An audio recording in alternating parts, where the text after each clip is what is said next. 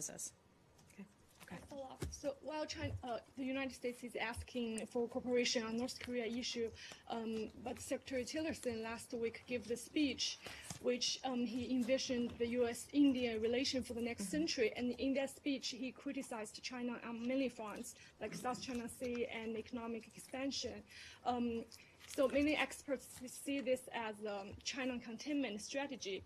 Could you please clarify on it? Is it a China containment strategy? I think the Secretary and what he said in his speech about China, in his speech about India, was something that the Secretary has said with China privately before. So some of those in the past have been private conversations, and now they're just becoming more public conversations. But let me just say, I know that the President is very much looking forward to his trip to China. It is going to be a lengthy trip, a robust trip, and one of the top issues that will be discussed with China is certainly the DPRK.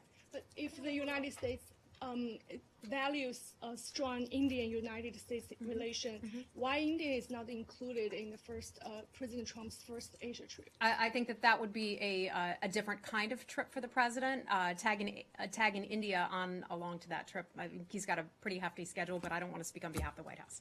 Or does that mean Secretary Tillerson and Secretary Tillerson and President Trump think differently on Indian strategy? No, I mean, they have the same position on that, the same concerns, the same foreign policy goals and all of that, but I'm not going to get ahead of the president's trip and why certain countries are on his schedule and why others are not. That would be under the White House's purview.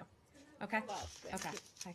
Yes, and just in Tillerson's speech, he also talked about more involvement of the United States for the infrastructure investment in the Asia-Pacific and the more connectivities for that region. So can we say that this is kind of a U.S. substitution for the China's Belt and Road Initiative? Or he also talked about an agreement between the U.S. and the Nepal.